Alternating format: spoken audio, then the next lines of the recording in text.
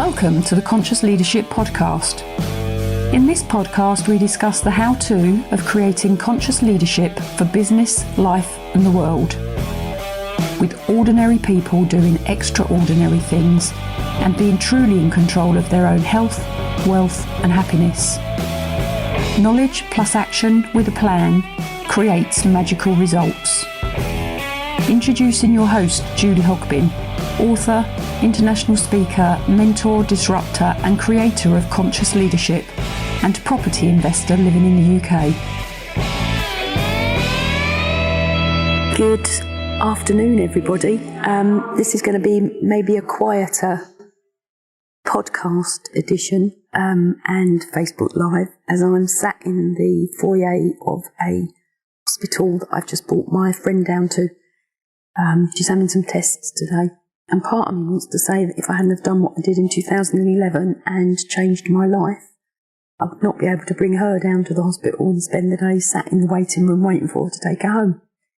Anyway, subject of this episode is around team. Lots of questions have come at me about team.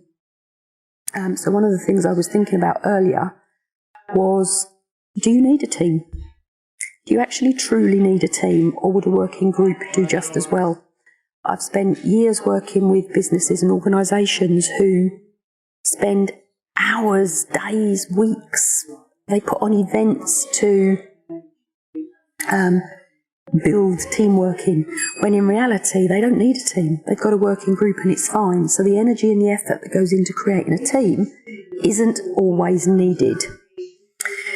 So think about whether you need a team or not. And a team is, if you think of like a relay team, one person cannot win without the rest of the team. And that's a definition if you want to work with it along those lines. So with one person letting the rest of the team down, nobody gets across the finishing line. And a team is a committed group of individuals who all are working towards the same goal. They are all working towards the same aim, and they all need each other to cross the line.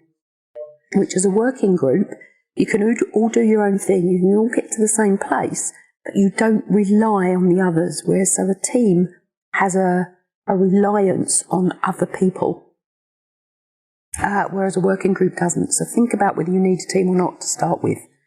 Now, there's various things you can do with team. If you're recruiting to team, there was a nurse just gone across the back.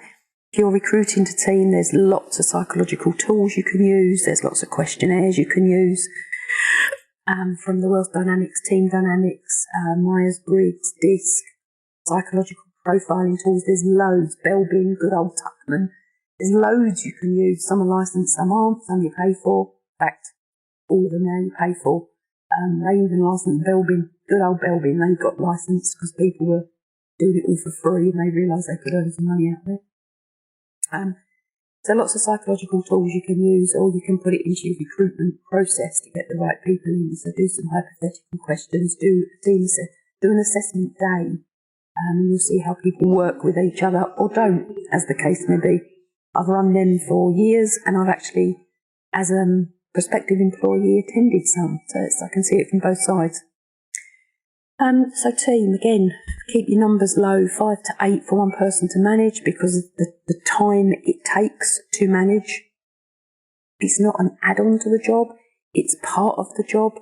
So as a manager, you need to be allocated time. You need to allocate time to look after your staff team or your working group, whatever it is. I'll do more on this because there's a lot of theory, there's a lot of research on working groups versus team, a lot. So let me just go through Tuckman. So Tuckman, again, from the 50s. Lots of good research came out in the 50s, lots. Tuckman, you probably know this if you don't know the name, forming, norming, storming, performing. Get that right. And in reality, when you look at how teams meet, gel, how they get to performing, very few teams actually ever really storm. And you'll know when a team is storming, it's very healthy, but you've got arguments, you've got conflict going on, which of course all needs managing. So what happens in reality, in the norm, most of the time, is that a team will form, a team will come together, and they'll norm to a set of rules, a set of unwritten cultural rules about how we behave, how we do what we do, and when we do what we do. They very rarely storm because we've become very polite in our society. We've become very polite in our organisations. We don't want people to not like us. We want people to like us. We want to be friends with everybody. So storming actually rarely happens unless you create the storm. If you don't have the storming where people really get down to the nitty-gritty and why this works and why that doesn't work, and when you do that, I don't like it, and when I do this, you don't like it, etc., etc., you very rarely get high-performing teams. Very, very rarely. A very small percentage of teams actually highly perform. So if you look at your team, whether you're employed or whether you have a team, do they reach their goals? Unless they reach their goals, they're not performing. So look at a percentage of who reaches what goals. That goes back to goal setting, it goes back to your vision and your mission.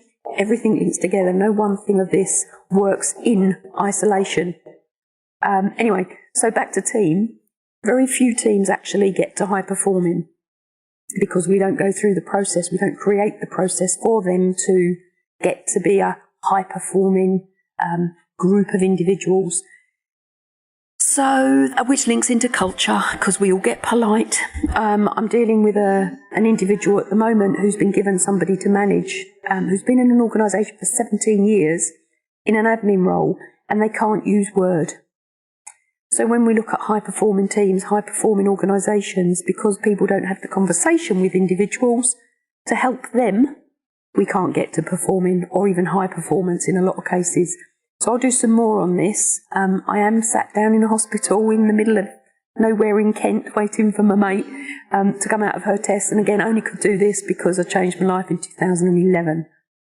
So this is going to go on to the Conscious Leadership podcast, which will be launched very soon. I haven't got a date yet, I'll let you all know.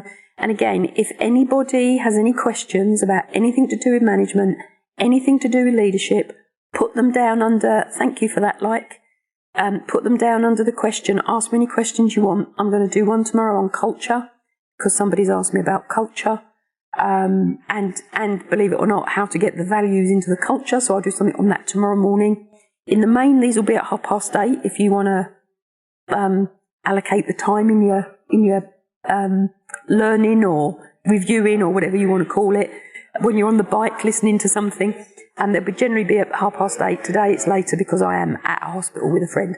But I'm going to say bye for now. Go out there, take action that will get you towards your dream. Bye for now.